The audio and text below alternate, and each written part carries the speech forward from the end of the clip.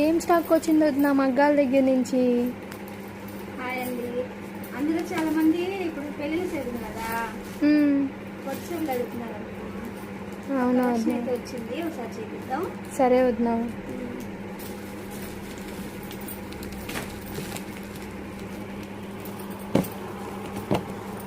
కంచిపురం శారీస్ ఈ స్టాక్ అయితే మనకి చాలా మందికి లేదని చెప్పాం కదా, స్టాక్ వచ్చేసిందిగా.